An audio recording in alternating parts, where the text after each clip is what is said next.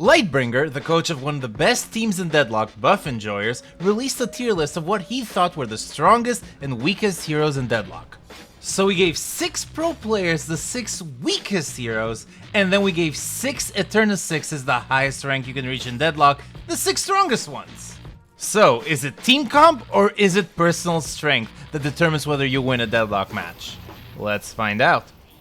In a very special Glutensnake event, we have 6 pros, 6 of the best players in EU. I'm going to show them all to you right now. I mean, all of these guys have played in dozens of night shifts, I think, and we have against them 6 Eternus 6 players. Now, the gimmick of this one is that our 6 Eternus 6 players are going to be playing the strongest heroes in Deadlock. They're going to be playing Eternus, they're going to be playing Dormant, they're going to be playing Guys, they're going to be playing heroes that at least Lightbringer, which is the coach of Buff Enjoyers, the best team in EU and arguably the world, thinks are the 6 strongest heroes, at least in a competitive setting. On the other hand, we're gonna have 6 pros playing the 6 weakest heroes in Deadlock, and I don't know how this one is gonna go. I do have Flare co-casting here with me. I do have Zook observing. Flare, what do you think about this game?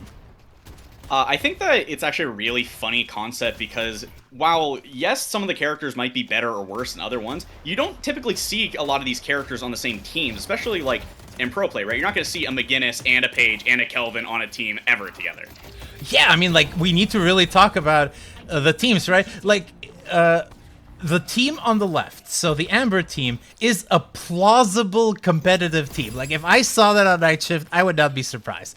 You have 2 tanks, you have 1 support player in the Doorman, you have 1 pick character, you have 2 M1s. Like, I mean, it's not like an unviable team. There might be, like, you know, like a little bit of fidgeting, a little bit of, like, one different hero instead of the other, but like this is a pretty good team. On the other hand, like you have a Victor there, I guess there, but who's your second tank? Is McGinnis meant to be your second tank? Is Celeste meant to be your second tank? I don't even know.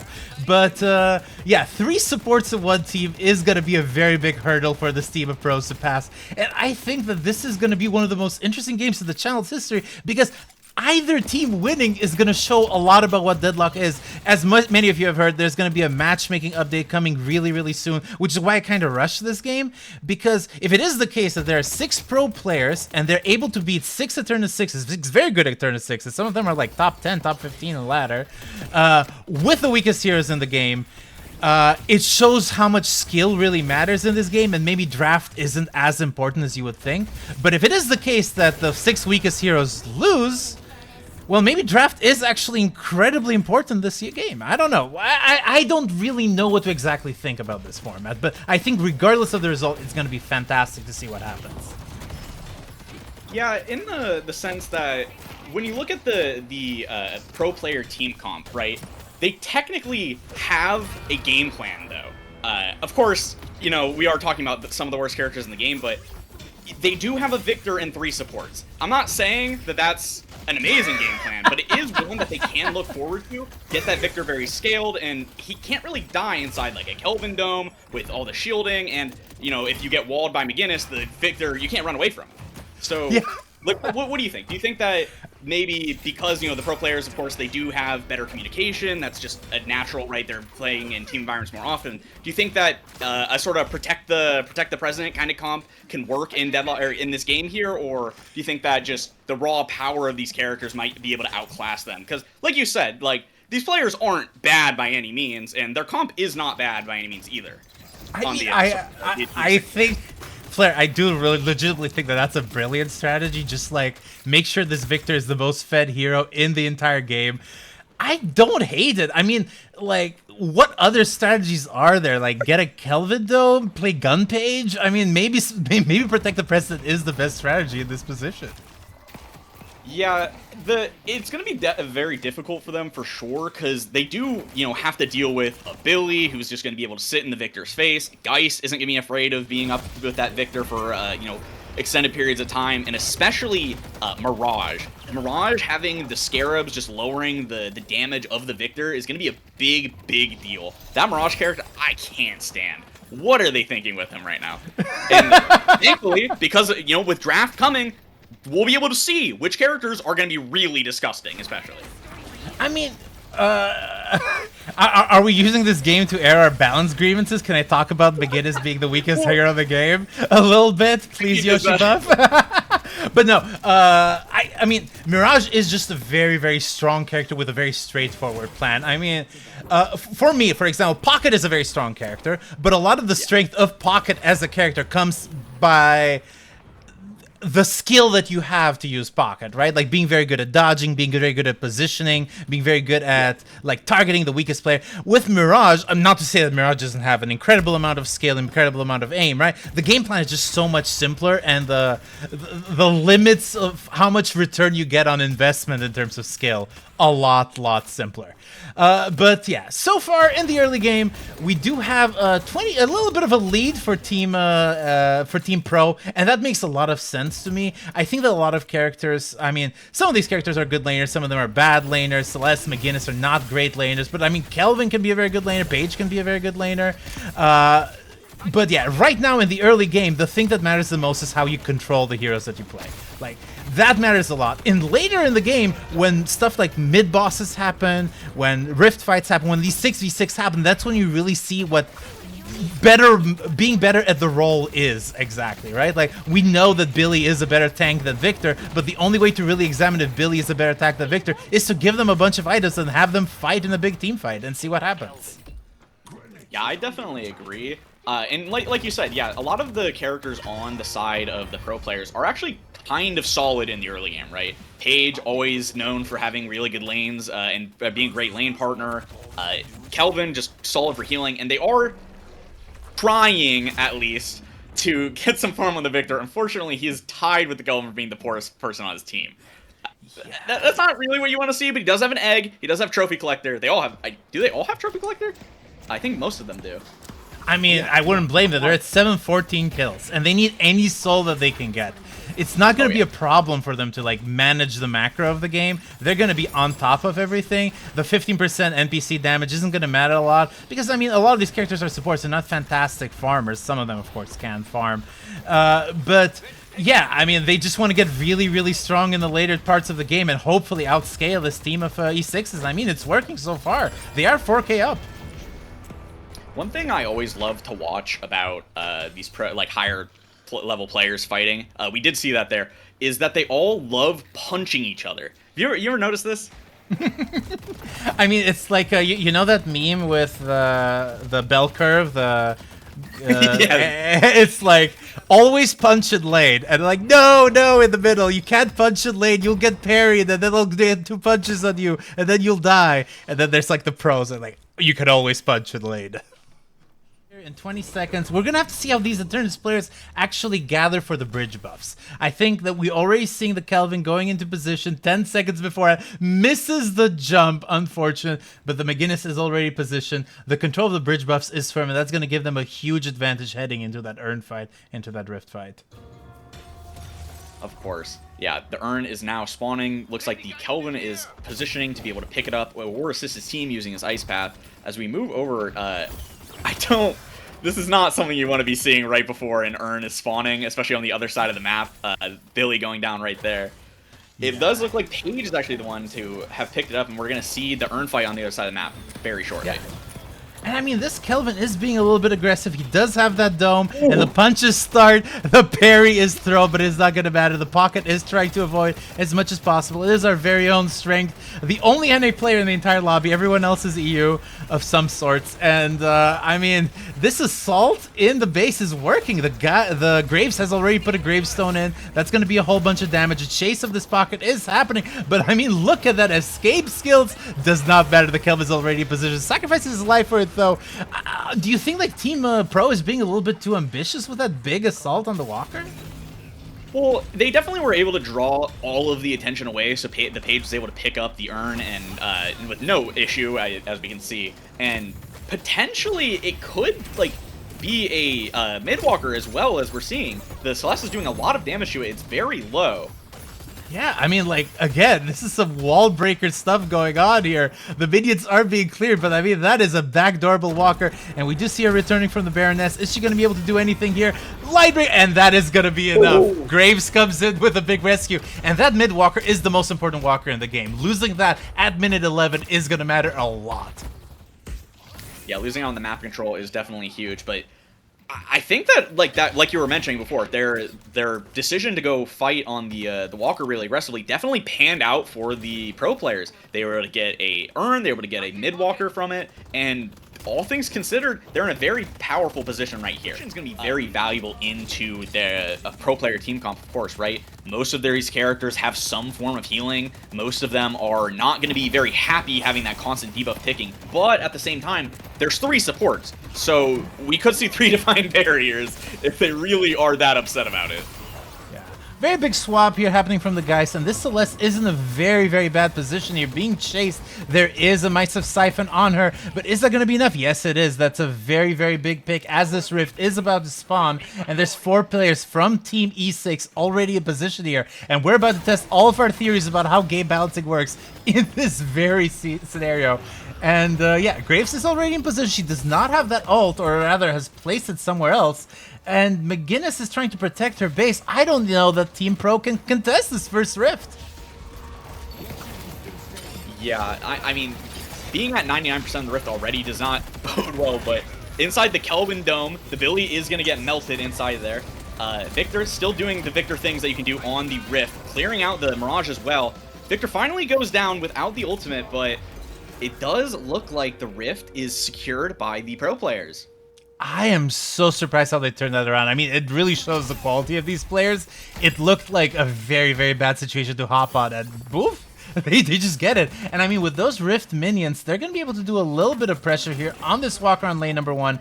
And I don't know that Team Pro is going to be able to push it, but still, very good map control here. A lot of these characters on Team Eternus are also characters that are very good late game. We do have Eternus, who is an M1 character. Almost all M1 characters are better the later the game goes. But I mean, Eternus especially. We do have Geist, who is so dangerous, but she needs to get a lot of her kit in order. She needs to get that Berserker. She needs to get a Radiant Region. She needs to get a whole bunch of actual items to make it work. And Mirage, I mean, like, again, another very big M1 character. What happens when he gets Inhibitor and Ricochet? Bad things for the enemy team. Yeah, I mean, this is a really funny sequence of events that we're seeing right now.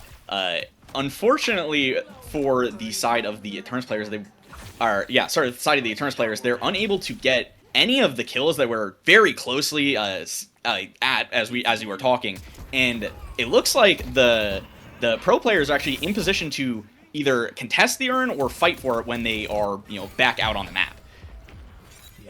I mean, the urn is going to be a very, very important turning point here. The pro players, I mean, even at E6 level, you will know how the urn routes, you will know how to use movement, you will know how to get that urn as quickly as possible. McGinnis has secured the urn. We need to talk a little bit about her Echo Shard build. Echo Shard builds have become so popular with McGinnis. They are very, very good. Not for creating 2 walls, which again, it's a very nice thing, but just for creating very quickly 4 turrets. And McGinnis has a lot, we talk about damage amp in the game, and we're like, oh yeah, Pocket has 50% damage amp if they get 4 stacks, and Geist has 50% damage amp if she gets 5 knives on you. And you're like, yeah, but McGinnis has 700% damage amp if she puts 7 turrets on the ground. And that's a very unique mechanic within the game of Deadlock.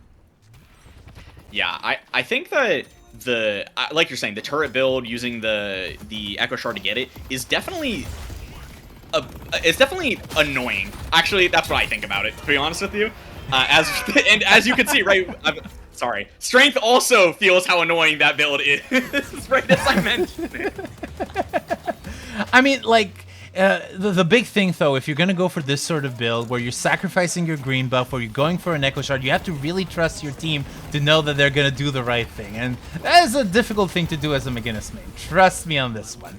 But a bunch of other picks are happening here as this big assault on lane number 1 is happening. McGinnis has put her walls down. She does not have that max ult yet. Just 2 turrets, 4 turrets, 6 turrets, and oh my god, that is so much firepower heading in the general direction of this Walker. Yeah, it does look like the pro players are probably going to be able to siege this Walker. Like you've mentioned, McGinnis is just the Walker sieging king character in this game, queen, I guess. We're seeing the turnaround, though, with the Pocket trying to go onto the McGinnis. Unfortunately, the Pocket is alone, while McGinnis' teammates are rounding up on him. Yeah, I mean, Pocket will always have a whole bunch of difficulties when dealing with McGinnis walls, because you're like, oh, you just go over them, but you only have one way to go over them. If you somehow miss, if you're somehow caught even a teensy bit out of position, you might be like cloaking into somewhere that you really, really don't want to be. Regardless, the Walker has gone down, and it seems like Team Eternus is going to try and force some picks here. I mean, mid-boss is so important. You are player down. The Kelvin is so low, and there's just a lot of interest to try and pick that Billy. Try to pick anything here, but instead the picks are happening entirely on the Eternus side. Yeah, Kelvin was incredibly low. Unfortunately, it looks like the Eternus players did overstay their welcome, right, trying to pick up some kills, as the Infernus is getting ran down by a gun page, if I've just now noticed.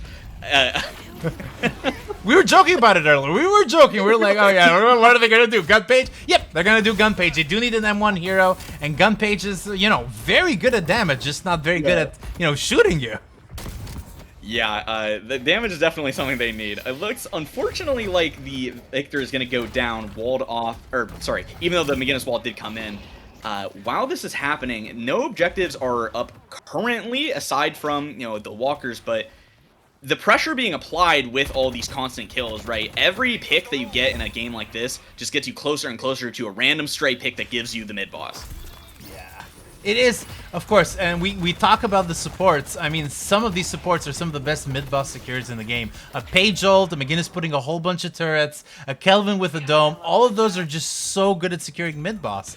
And even one pick is going to matter. I'm so curious to see when the pivot's going to happen. Yeah, they might actually be in a state where they think they don't have enough damage to do it quickly.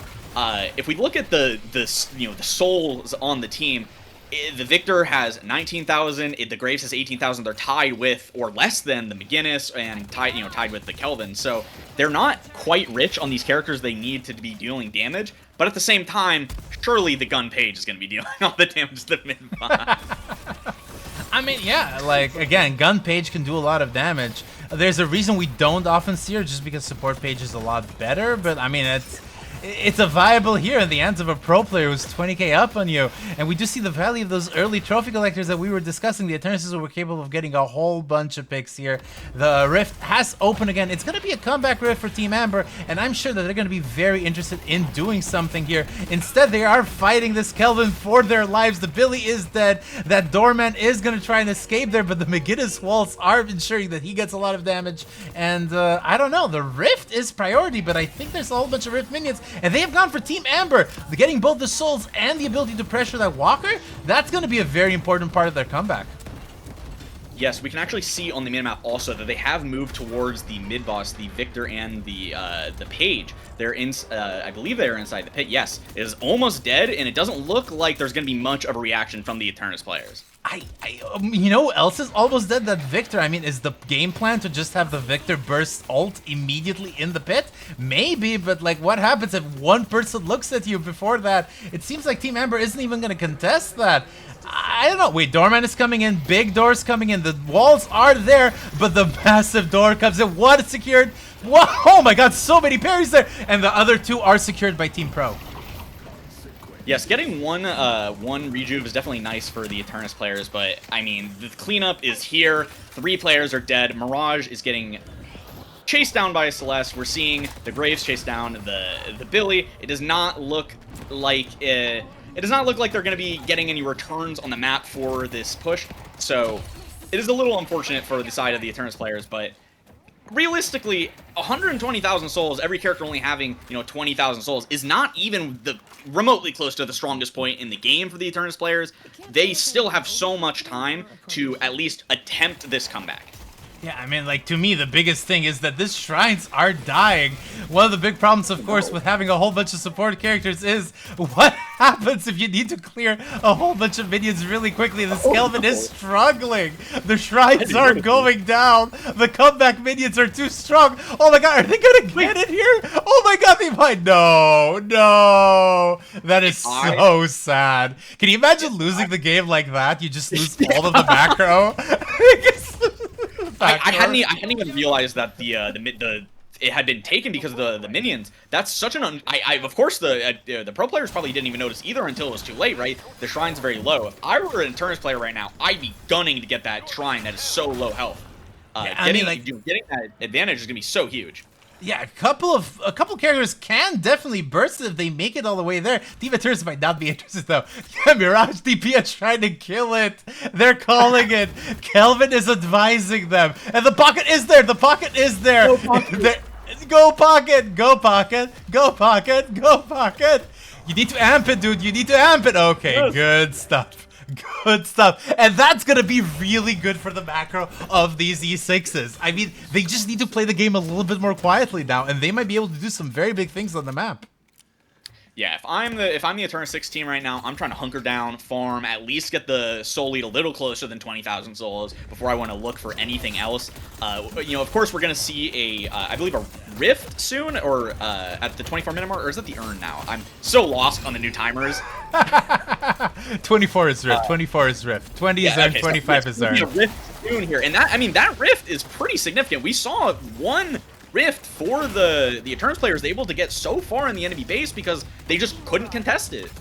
Yeah, I mean, this is proving to be a little bit of ambition here. I don't know what our Victor is doing, pushing that deep into enemy territory, but again, the walkers are getting burned left and right. The Celeste is coming here. She can do a whole bunch of damage to the walker, especially with her amps. And this Graves is going to hopefully manage to run away. Look at that movement. Is it going to be enough? I don't think so, but the Infernus has given up on the chase, has forced to use the ult, and is countering this Paige, who is in the middle of all of this battling, forced to use her own ult as well. And I don't know if she can 1v3, but maybe the power of Gun Paige is a lot stronger than I think. The Kelvin actually almost comes in with the save, but is able to get the Billy in return. This might not even be the worst case scenario, right? Having a numbers advantage when you're... Or sorry. Yeah, sorry. Let me rephrase. They are down numbers overall, so having the Billy off the map will make it so they're not able to push into their base as hard, and hopefully, you know, for the pro players, the Eternus players aren't able to take another walker. Yeah, I mean... That's going to be a big problem. This Geist is caught out of position. A big wall comes in, and that is going to be a dead Geist. And that's going to bounce a number of players that are dead on both teams, and that's very important. The pros really need some breathing space. They do need to grab those bridge buffs. They do need to grab that urn. It is paramount that they keep this advantage, especially given that in the long run, the macro is going to be worse for their side. I mean, the big problem is whenever the soul difference is because of player deaths rather than walkers. So if you have like 2 walkers up on your enemy, it means that if you lose a team fight, your team can counterattack and grab that soul difference almost immediately. That rift is being secured by Team Amber, and that's going to be another set of like 12-15 minions heading towards the enemy base. Of course, there are picks happening left and right. 2 huge picks here. But is that going to be enough with those rift minions? I don't know. There's actually a beautiful play by Team Amber to goalie the rift from the enemy teams. They weren't able to actually stop it. If the pro players had gotten this rift, especially with 2 kills, the game would end up on the spot, I believe. But it didn't, so here we go. Hopefully, we do see the Geist able to pick up the Celeste. You know, I'm rooting for the underdogs. Osis does go down, as we see. And that's great. That's very big for the side of the Eternus players. Yeah, I mean, to me, I would be really excited if this game went all the way to like minute 60. I mean, maybe 60 minutes is a bit too much, but I do want to see a long game. I want to see how all of these teams interact at all stages of the game. And I mean, so far, the defense from Team E6 has been splendid. As a reminder, these guys they're going against, they are pro players. These are the best players on planet Earth. Like, the average pro player is just so much stronger than what you would think. Yeah, especially in a game like Deadlock where the team communication is going to be such a big deal. Having you know, a lot of experience in the team environment definitely was shown, right? The macro of the pro players has been pretty good throughout the game. As we... I'm sorry, every time I see a doorman cart someone to spawn, I just laugh. As we see, though, the pro players are getting at least picked off a little bit here. Graves going to go down as well as the Victor. Potentially, maybe not, actually. Oh, there it happens. Yeah, I mean, getting these picks onto the Kelvin soon as well. Getting these picks is going to be huge. The mid-boss is spawning very soon here, so hopefully the Eternus players are able to pick it up, but they might actually be able to push and get some walkers as well. Yeah, I mean, it is going to be their game to lose at this point. I am, like... I don't know. I'm so curious to see how this comeback is going to work. The Mirage and the Infernus are already in this mid-boss place. We do see McGinnis coming in, putting a whole bunch of walls ready. She does not have her ult. She does not have a max heal. I think that it's going to be a very tough contest. We do see that she's trying to do something, but the turrets are actually doing God's work here. Mirage not fantastic against the turrets because, you know, he has a lot of low damage, but then he can do a whole bunch of burst damage at the end. That's not what kills the turret. The turret is killed by burst damage in minute 1. Yeah, the mid boss is going to go down here. We're going to see the potential of contest. Oh my god, I think Team Amber is pulling it off. I don't know how. Wait, actually, as I see that they're all dead. Oh my god. Team Pro just manages to steal all the rejuves. Oh god, what a counterattack. 6 players dead. And push late is being called here. And these guys play with each other a lot. They are way more coordinated than Team E6. And with both shrines being down, suddenly that one shrine advantage doesn't seem like it matters so much. Yeah, the Eternus players are all spawning currently, and we might see a giant fight around the inside of the base. The Celeste did get knocked down by the Billy, so we do see a little bit of action. Yeah, I've never seen, I think, that hiding spot. That's a very cool one. But yeah, I think that Victor, on the other hand, is going for it. I don't know if the Victor can 1v6 here, but he is, you know, trying to. Victor ult has been summoned, a whole bunch of stuff in this mid-boss pit. There are deaths aplenty on Team Amber. With that Infernus going down, that Paige is doing so much damage with her gun. She does have that Blood Tribute on. And, I mean, I think that Team Pro might have just secured the game here. Yes, it definitely looks like a win for the pro players. I mean, clearly, skill is all that matters, and Deadlock is all we're seeing here. You can play any character and win. Proven right now. I think so. I think that's what we just proved in the Glutensnake channel.